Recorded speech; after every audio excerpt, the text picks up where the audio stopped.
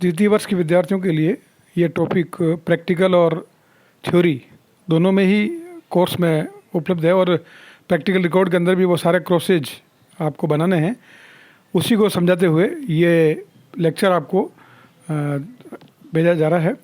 आप इसे समझ करके इसको रिकॉर्ड में भी अपना कार्य पूरा करें प्रैक्टिकल के तौर पे, और साथ ही थ्योरी के पॉइंट ऑफ व्यू से भी इसको आप तैयार करें।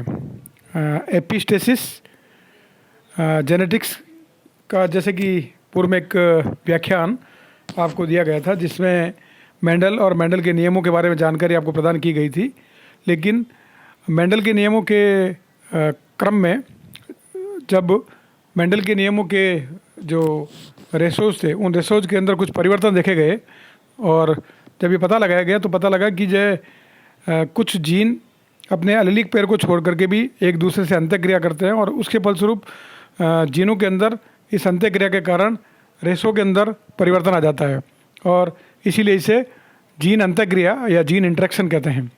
हम आने वाली स्लाइड्स के अंदर जीन अंतःक्रिया का अध्ययन विभिन्न उदाहरणों के माध्यम से करेंगे। Genetics, the branch of science which deals with the inheritance as well as the variation of characters from parents to offspring is called as genetics. आनुवंशिकी विज्ञान की वह शाखा है जिसके अंदर हम लक्षणों का एक पीढ़ी से दूसरी पीढ़ी में किस प्रकार से वहन होता है इसका अध्ययन करते हैं। Heredity is the process by which characters are transferred from one generation to the another generation. और एक पीढ़ी से दूसरी पीढ़ी में लक्षणों का स्थानांतरण हेरिडिटी कहलाता है। Gregor John Mendel, he was considered as, or he was called as the father of genetics because he has given the law of inheritance in living organisms. He was born in 1822 and was died in 1884, and he worked on Pisum sativum mater for 7 years and directed the laws of inheritance in the form of law of segregation and law of independent assortment, which we have already studied in the previous lecture. Now, what is post-Mendelism era, or what changes has been seen in the post-Mendelian era? The genes of two or more different allelic pair influence one another, और it is called a gene interaction. और जैसा कि मैंने आपको बताया कि gene अंतःक्रिया एक ऐसा प्रोसेस है जिसके अंदर दो या दो से अधिक जीन अपने एलीलिक पेयर के या उसके भिन्न पेयर में एक दूसरे से अंतःक्रिया करते हैं, जिसे हम जीन अंतःक्रिया कहते हैं। Epistasis is the term which is used in the gene interaction, and this is the process where genes of one locus interacts with the gene of other locus. Epistasis is a Greek word meaning standing over. The epistasis is the phenomenon where the effect of one gene is dependent on the presence of one or more modifier genes. Originally, the term meant that the phenotypic effect of one gene is masked by different gene of different locus. Thus, epistatic mutation have different effects in combination with the then individually. This was the term firstly used by William Bateson in 1909 to describe masking effects of gene. An interaction between a pair of loci in which the phenotypic effect of one locus depends on the genotype of the second locus, and therefore genes whose phenotype are expressed are called as epistatic, and genes whose expressions are suppressed are called as hypostatic. और हम कह सकते हैं कि epistasis एक inter allelic process है जिसमें एक एलील के या एक लोकस के जीन दूसरी लोकस के जीन को मास्क करते हैं या उसको अपने आप को एक्सप्रेस करते हैं, और जो जीन एक्सप्रेस हो जाते हैं उन्हें हम एपिस्टेटिक जीन कहते हैं, और जो जीन अपने आप को दबा जाते हैं उन्हें हम हाइपोस्टेटिक जीन कहते हैं। और ये आगे हम आने वाले उदाहरणों के अंदर एपिस्टेसिस के प्रकार भी बढ़ेंगे, जिसे रेसेसिव एपिस्टेसिस और डोमिनेंट एपिस्टेसिस कहते हैं। लेकिन इसके अलावा भी कुछ जीन इंटरेक्शंस और हैं जो कि आने वाली स्लाइड्स में हम अध्ययन करेंगे। Now what is difference between dominance and epistasis, जहाँ पर हम देख रहे हैं कि डोमिनेंस के अंदर एक डोमिनेंट जीन दूसरे जीन के इफेक्ट को दबा देता है, और जो जीन एक्सप्रेस होता है उसे हम डोमिनेंट जीन कहते हैं, और जो जीन दब जाता है उसे हम रेसेसिव जीन कहते हैं। लेकिन ये प्रक्रिया इंट्रा एलीलिक होती है, एक ही एलील के दो जीन के दो एलील आपस में एक दूसरे को डोमिनेट करते हैं या रेसेसिव हो जाते हैं। लेकिन एपिस्टेसिस हमेशा इंटर एलीलिक प्रोसेस होता है, जिसमें दो डिफरेंट एलील के जीन्स आपस में एक दूसरे से मास्किंग या एक्सप्रेशन देते हैं। So what is difference between dominance and epistasis? There are two main differences. The dominance is a intra-allelic process, whereas epistasis is inter-allelic process. In dominance, one allele hides the effect of other allele at the same gene pair, whereas in epistasis, one gene hides the effect of other gene at different gene loci. Now, modifications are seen in the monohybrid crosses, where the monohybrid ratio is 3:1, whereas in incomplete dominance, codominance and lethal genes, this 3:1 ratio has been modified to some different ratios, and therefore firstly we'll read the modifications of monohybrid crosses, and then we'll read the modifications of the dihybrid ratios. First we'll take the example of incomplete dominance. The incomplete dominance is the example where the genes of different colour in Snapdragon, जैसा कि हम देखें mirabilis और Snapdragon के अंदर जो दो प्रकार के पुष्प आते हैं, एक लाल रंग का पुष्प होता है, दूसरा वाइट रंग का पुष्प होता है। अगर हम एक लाल रंग के पुष्प वाले पौधे को सफ़ेद रंग के पुष्प वाले पौधे के साथ क्रॉस कराएं तो F1PD के अंदर सभी पौधे पिंक हो जाते हैं। अगर F1PD को उसके रेसेसिव पेरेंट के साथ क्रॉस कराया जाए तो आने वाला रेशो F2PD के अंदर 3:1 ना होकर के 1:2:1 हो जाता है, जैसा कि स्लाइड में दिखाया गया है कि किस प्रकार से RR whereas in F1 is self-wing, capital R is small r, and capital R is red. When capital R and small r is coming together, then there is masking of gene, or both of genes they are mixing together, and therefore the pink color has appeared. So this is mixing of character is called as blending inheritance. So blending inheritance is the, और कह सकते हैं मिश्रित वंशागति होती है, जहाँ पर दोनों जीन डोमिनेंट और रेसेसिव ना होकर के आपस में एक दूसरे के साथ मिल जाते हैं और कोई तीसरा ही एक्सप्रेशन पैदा हो जाता है, इसलिए इसको हम अपूर्ण प्रभाविता या ब्लेंडिंग इनहेरिटेंस के नाम से जानते हैं। दूसरा उदाहरण दिया जाता है इसके अंदर कोडोमिनेंस। कोडोमिनेंस जो है वो ब्लड ग्रुप के ऊपर आधारित है, जहाँ पर 4 प्रकार के ब्लड ग्रुप होते हैं, एक ए होता है, एक बी होता है, एक ए बी होता है और एक ओ होता है। जो ए ब्लड ग्रुप होता है वो ओ पे डोमिनेट होता है, इसी प्रकार से बी ब्लड ग्रुप भी ओ पे डोमिनेट होता है। लेकिन जब ए और बी ब्लड ग्रुप साथ आते हैं तो वो दोनों ही एक दूसरे पर डोमिनेट नहीं होकर के को डोमिनेट हो जाते हैं और साथ साथ अपना लक्षण प्रदर्शित करते हैं।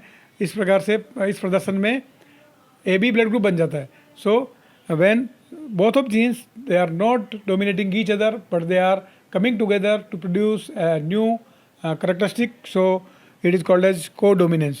और कोडोमिनेंस के अंदर जैसा कि आपको इसमें टेबल में दिखाया गया है किस प्रकार से IA that is A blood group and the blood of type of offspring is also A, where antigen is A।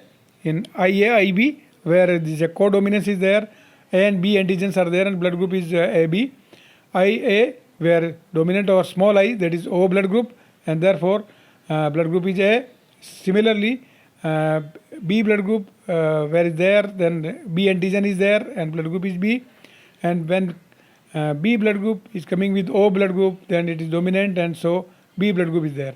So O blood group will appear when both the genes are recessive, where small I comes together, there is no antigen and therefore O blood group will be there।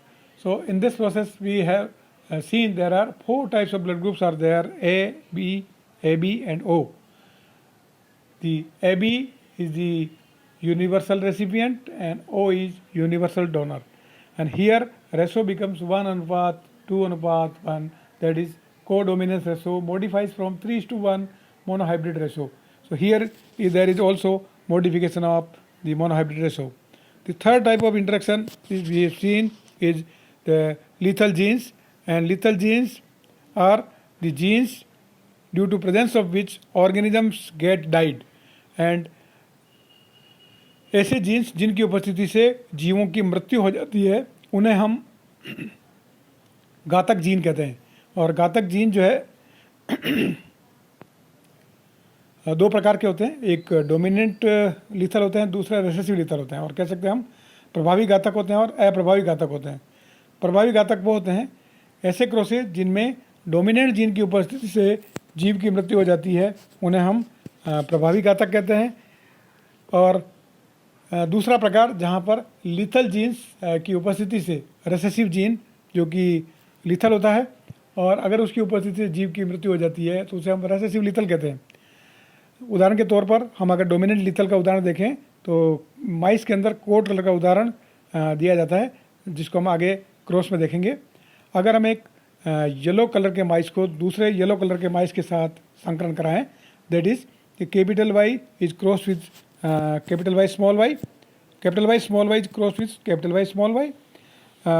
In the F1 generation, we find that there is capital Y, and then capital Y, and small y.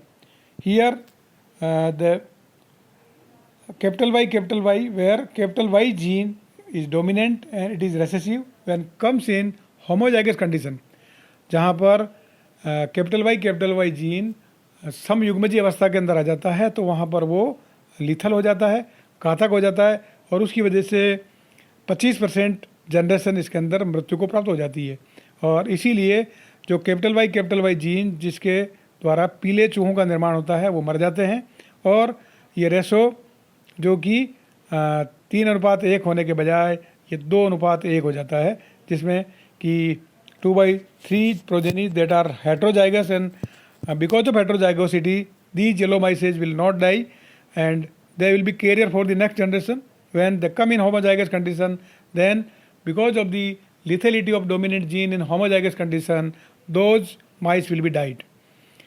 Similarly, the recessive gene that is non-yellow, small y, and they will survive because they have no lethality.